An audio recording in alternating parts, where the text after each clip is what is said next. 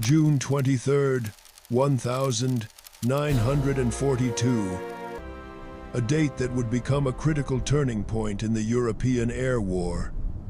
Though it began under mundane grey skies, at Royal Air Force Pembrey in South Wales, spotters watched through binoculars as a sleek, unfamiliar silhouette descended through the clouds. It was a German fighter, its profile unmistakable, lining up for a landing. This was not a defection. This was not a surrender. This was a mistake of such monumental proportions that the very men who witnessed it were paralyzed by confusion. The alert sirens should have been screaming. Anti-aircraft guns should have been tracking the incoming hostile. But something about the pilot's approach, confident, steady, and utterly routine, seemed catastrophically wrong. The aircraft, a Focke-Wulf 190, touched down smoothly on the grass runway and rolled to a stop near the control tower. The powerful BMW 801 radial engine whined into silence. The canopy slid back. Oberleutnant Armin Faber of the elite Jagdgeschwader II climbed out of his cockpit, pulled off his leather helmet, and looked around at the unfamiliar buildings. Then, his blood ran cold. The aircraft on the flight line weren't Messerschmitts, they were Spitfires. The uniforms running toward him weren't Luftwaffe gray, they were Royal Air Force blue. In that singular, stomach-dropping moment, Faber realized his navigational error was absolute. He thought he was landing at a German base in occupied France. He was, in fact, deep inside enemy territory. Simultaneously, as Faber's reality collapsed, the realization of what had just happened struck British intelligence officers across southern England like a bolt of lightning. Germany's most lethal fighter, the aircraft that had been slaughtering Allied pilots for months, the mysterious new weapon that seemed invincible in combat, had just been delivered factory fresh, fully armed, and intact into their laps. This was not merely an intelligence coup, it was a strategic lifeline. The air war over Europe had reached a terrifying impasse. The arrival of the FW-190 had created a Fokker scourge moment, reminiscent of World War I, where one side achieves a sudden, destabilizing technological leap. This single aircraft design threatened to make daylight operations over France, like the disastrous upcoming Dieppe raid, utterly impossible. It threatened the very foundation of the future American strategic bombing campaign. The Allies weren't just losing planes, they were losing the technological race. For 8 brutal months, the Focke-Wulf 190, dubbed the Würger, or Butcher Bird, by its pilots, had been a nightmare haunting the RAF. It had first appeared in combat over France in September 1941. From its very first engagement, Allied pilots knew they were facing something extraordinary. Royal Air Force Squadron Leader J.E. Johnson, who would survive to become Britain's top-scoring ace, barely escaped his first encounter. It was faster than our Spitfire Mark 5 seconds in level flight, and in the dive, he would write, it could outroll us. Its firepower was devastating. His conclusion was a death knell for Allied morale. For the first time in the war, our fighters were comprehensively outclassed. This was not hyperbole. It was a cold statement of engineering reality. The beloved Spitfire Mark V was an evolution of a 1,930 seconds design.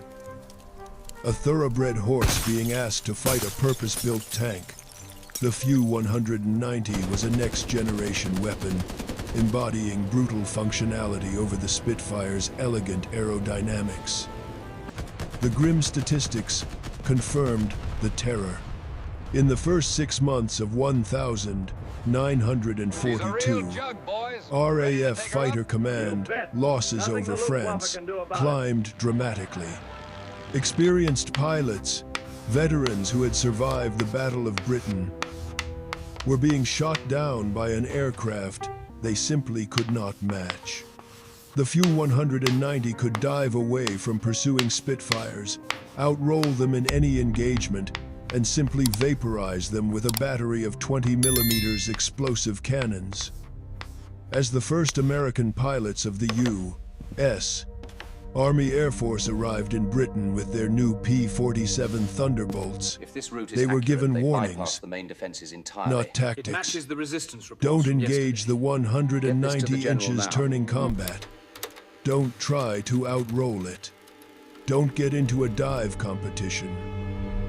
The list of what not to do was long. The list of what would work was terrifyingly short. Intelligence desperately needed answers.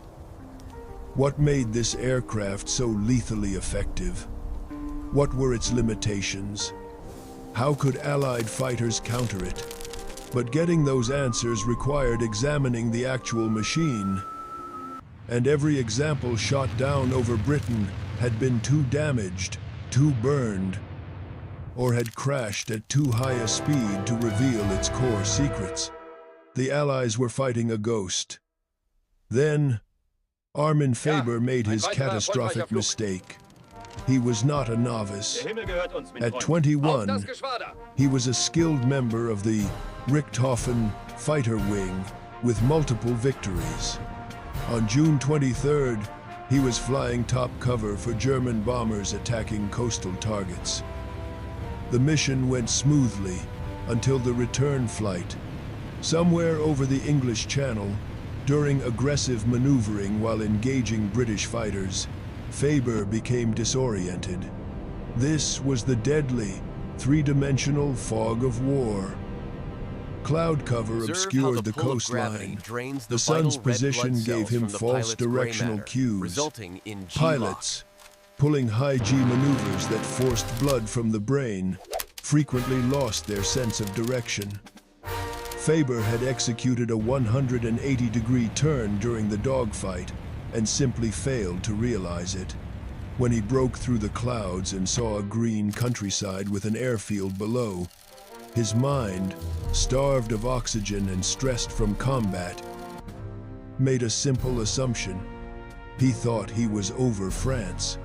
He was, in fact, over Wales. All right, secure the perimeter. When he landed and saw the Spitfires, Faber desperately attempted to restart his engine, but it was too late. RAF personnel were already surrounding the aircraft. Within minutes, the pilot was in custody, and British intelligence officers were staring at the single most significant technological prize of the air war. The butcher bird was in the cage. The immediate reaction at RAF headquarters bordered on euphoria. Air Chief Marshal Sholto Douglas, commanding RAF Fighter Command, understood the magnitude of the gift he had just received. This was not merely a captured trophy, it was the enemy's playbook.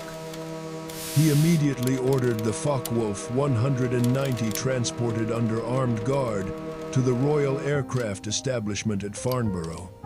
This was the Allies' Area 51, the epicenter of aeronautical intelligence. The order was simple. Every aspect of the machine was to be documented, measured, and analyzed. The plane was to be flown by Britain's best test pilots until every last secret was wrung from its airframe. Within 48 hours, the Fu 190, now bearing RAF roundels in a stark psychological operations victory, was at Farnborough, surrounded by Britain's top aviation engineers. What they found explained everything. More than that, it provided a chilling insight into the brilliance of German wartime engineering, a philosophy that starkly contrasted with their own. The aircraft was a masterpiece of brutal, practical engineering. If the Spitfire represented elegant, theoretical aerodynamic design, a thoroughbred built for speed, the W190 embodied rugged functionality. It was a machine designed not just to fly, but to fight. It was designed to be built quickly, repaired easily in forward airfields, and to absorb tremendous punishment. Its wide-track landing gear made it stable on rough grass strips, a stark contrast to the Spitfire's notoriously fragile, narrow undercarriage. Its air-cooled BMW 801 radial engine, a 1,700 horsepower beast, compared to the Spitfire Mark V's 1,470, could take multiple hits and keep running, unlike the liquid-cooled Merlin, which was vulnerable to a single lucky shot in its radiator. But raw power wasn't the whole story. The Fu-190's most devastating, revolutionary advantage was its roll rate. The aircraft could snap from one bank to the other with a speed that defied physics, faster than any Allied fighter. This seemingly minor characteristic was, in combat, a decisive tactical weapon. When a Spitfire tried to follow an FW-190 through rolling maneuvers, the rolling scissors, that became a classic dogfighting tactic. The British fighter simply couldn't keep up. The German pilot could reverse direction, gain a positional advantage, and line up a killing shot before the Allied pilot could even react. Britain's legendary test pilot, Captain Eric Brown, flew the captured FTU-190 extensively and immediately understood why Allied pilots were dying. The ailerons were light and responsive at all speeds, he reported. You could throw this aircraft around the sky with almost no effort. The Spitfire required muscle and finesse. The Fu-190 responded to thought. This agility was paired with a shocking level of firepower. The Fu-190A3 variant carried four 20mm MG-151 cannons and two 7.92mm machine guns. The Focke-Wulf This was not a fighter's armament. It was a bomber-destroyer's. A 2-second burst delivered more explosive power than a Spitfire could generate in 10 seconds of firing. The weapons were mounted in the wings close to the fuselage, creating a tight, devastating concentration of fire.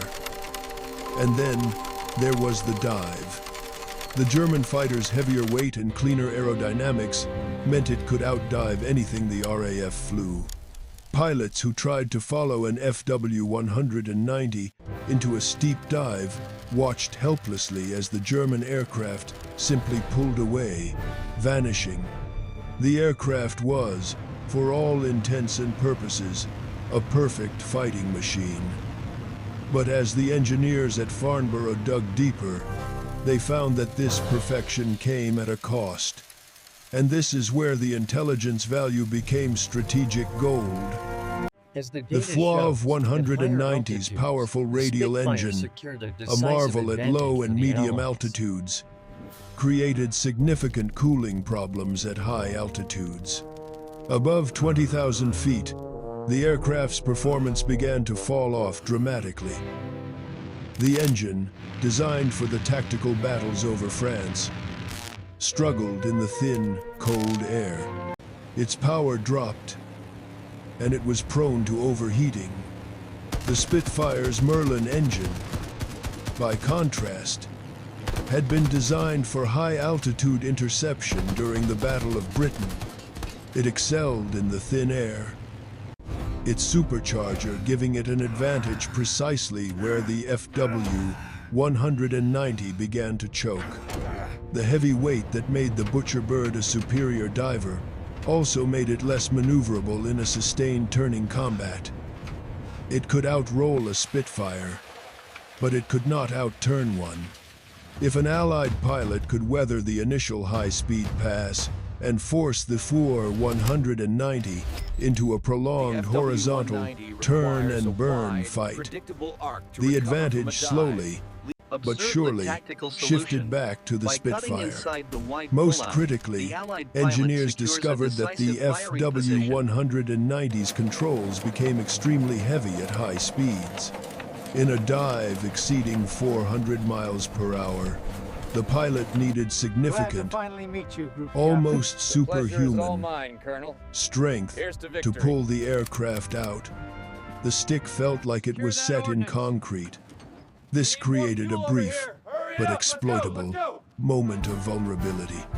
If an Allied fighter could pursue an FW-190 through the initial dive and catch it during the pullout, when the German pilot was physically fighting his own controls, attacks became feasible. British intelligence immediately began distributing these findings in tactical bulletins to every RAF squadron. But they also did something that would prove crucial for the war's ultimate outcome. They invited the Americans. In August 1942, as the U.S. Army Air Force was preparing for its massive daylight bombing campaign, its top test pilots arrived at Farnborough to fly Germany's secret weapon. These American pilots, men who would soon lead vast formations of bombers and fighters into the heart of the Reich, filed reports that would define the air war.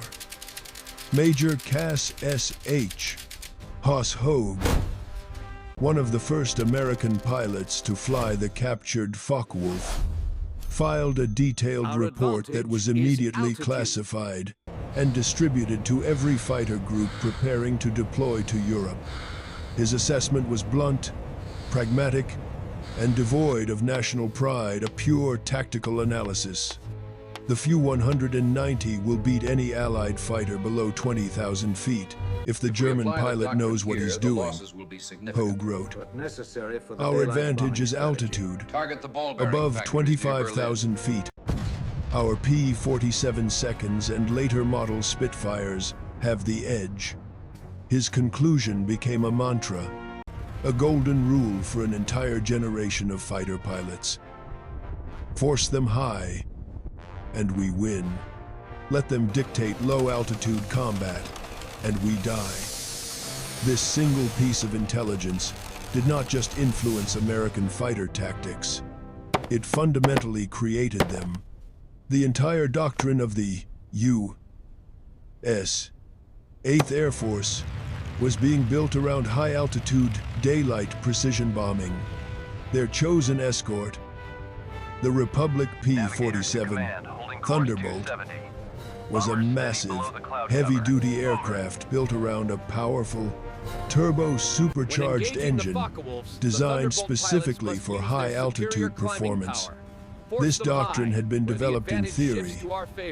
Faber's aircraft provided the practical proof that it was the only way to survive.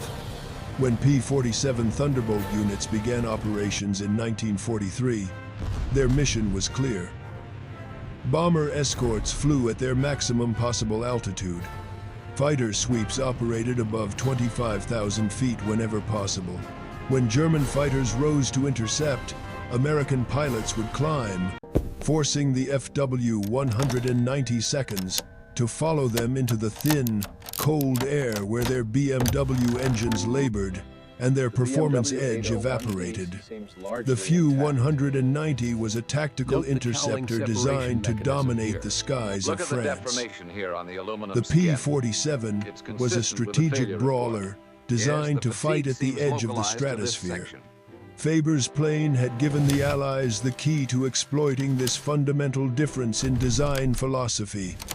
The captured Fu-190 also became a flying laboratory that directly influenced American aircraft development.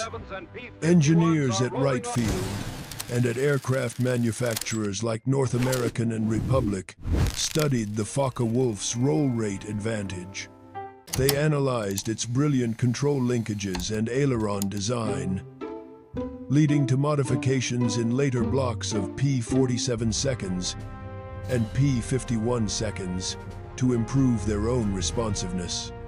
The Focke-Wulf gun placement informed American thinking on weapons concentration. Even the cockpit layout, which German designers had optimized for combat efficiency, with logical, simplified controls, influenced American fighter design, reinforcing the need for hands-on throttle and stick functionality. But perhaps the most important lesson was not technical. It was psychological. For months, the W190 had been a boogeyman, an invincible, mysterious weapon. Allied pilots, intimidated by its reputation, hesitated in combat. Hesitation meant death. This intelligence, this hard data, demystified the legend. It was an excellent aircraft, yes, but it was not invincible. It was a machine with specific advantages and equally specific, exploitable weaknesses. Allied pilots, who had been psychologically on the defensive, now had a concrete playbook for how to fight it and win. By late 1943, the tactical situation in the skies over Europe had shifted dramatically. The intelligence from Faber's plane had been fully absorbed. American P-47 seconds. And crucially, the new P-51 Mustangs were engaging W-190 seconds at high altitude, where the Allied fighters held the advantage. The RAF, desperate to counter the Focke-Wulf, had rushed the Spitfire Mark IX into service, an airframe with an upgraded, two-stage supercharged Merlin engine that could finally match the Focke-190's performance. The kill ratios, once heavily skewed in favor of the Germans, began to shift. Fu-190 losses climbed as American and British pilots systematically exploited the weaknesses discovered at Farnborough. The Germans noticed immediately. Oberleutnant Joseph "Pips" Priller, one of the Luftwaffe's highest-scoring aces, commented in late 1943 that Allied pilots were no longer making the same tactical mistakes. "They know not to follow us into rolling scissors," he wrote in his combat journal. "They force us high where our engines labor. They've learned."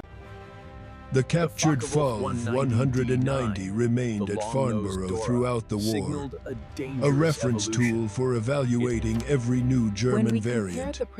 When the Fu-190D9, the long-nosed Dora, appeared in late 1944, Allied intelligence immediately compared its performance to Faber's captured A3. They understood why the Germans had installed a new inline engine to fix the very high-altitude limitations that Allied pilots had been exploiting for more than a year. The intelligence coup of June 1942 was still paying dividends in the final months of the war. After the war, aviation historians and military strategists attempted to quantify the impact of Armin Faber's single, catastrophic navigation error. The intelligence gained from that one pristine Focke-Wulf 190 was not siloed at Farnborough. It was shared with thousands of Allied pilots through tactical bulletins, training films, and direct demonstration flights. It directly influenced aircraft development, tactical doctrine, and operational planning across multiple air forces. Captain Eric Brown, the man who had flown more captured enemy aircraft than any Allied pilot, would later write, "Faber's navigation error gave us the Rosetta Stone for understanding German fighter design." It wasn't just about this one aircraft. It was about understanding the philosophy of Kurt Tank, the Focke-190's designer. It gave Allied engineers an insight into German priorities: practical ruggedness, overwhelming firepower, and low-altitude dominance. at the expense of high-altitude performance. This Rosetta Stone allowed them not only to defeat the Focke-Wulf 190A, but to predict the logic behind its successors. The irony was not lost on German intelligence when they learned what had happened. One Luftwaffe officer commented, "We spent months trying to capture a Spitfire Mark IX intact so we could study its improvements. The British didn't have to try. We delivered our best fighter directly to them." This single event highlights a core truth of the Second World War. It was a conflict won as much by intelligence and production as by battlefield valor. The Allies, particularly the United States, were preparing to unleash an industrial anaconda to crush the Axis. But that production power was useless if it was building the wrong weapons, or if its pilots were using the wrong tactics. Faber's gift ensured that the P-47 seconds and P-51 seconds rolling off American assembly lines were being flown by pilots who knew exactly what they were facing. The intelligence didn't just save lives, it optimized the entire Allied war economy. And what of the pilot at the center of this storm? Oberleutnant Armin Faber spent the remainder of the war in a prisoner of war camp in Canada, his combat career over. He survived and returned to Germany, where he lived until 1976. Luftwaffe records, unsurprisingly, suggest he was initially blamed for the loss of the Reich's most advanced fighter, but later assessments acknowledged the reality of aerial combat. Disorientation under high G maneuvers and stress could happen to any pilot. The real failure was not one man's mistake, but the strategic arrogance of the Luftwaffe High Command, which had assumed the British would never get their hands on an intact Focke-Wulf 190. The story of Faber's captured fighter teaches a crucial, timeless lesson about the nature of technological advantage in warfare. Germany's Focke-Wulf 190 represented a quantum leap in fighter design. For nearly a year, it dominated Allied aircraft through superior performance and innovative engineering. But that advantage evaporated the moment Allied engineers could examine the actual machine. No weapon is invincible. Every design, no matter how brilliant, involves compromises and trade-offs. The few 190's low-altitude dominance came at the non-negotiable cost of high-altitude performance. Its revolutionary roll rate came with the crippling penalty of heavy, high-speed controls. Its powerful armament and rugged air-cooled engine added weight that reduced its sustained turning maneuverability. Once Allied pilots understood these trade-offs, they could exploit them. The invincible butcher bird suddenly had a visible, vulnerable underbelly. Today, the Focke-Wulf 190 is rightly remembered as one of World War II's greatest fighter designs, but its reputation is inseparable from the intelligence coup that revealed its secrets. In the complex calculus of wartime advantage, one pilot's momentary disorientation over the English Channel turned Germany's secret weapon into an open book. The few 190 that Armin Faber accidentally delivered to Britain became the very aircraft that taught the Allies how to win. The lesson echoes through military history. Superior technology matters, but superior intelligence matters more. And sometimes, the greatest strategic victories come not from devastating attacks, but from simple, human mistakes that give your enemy exactly what they have been desperately seeking.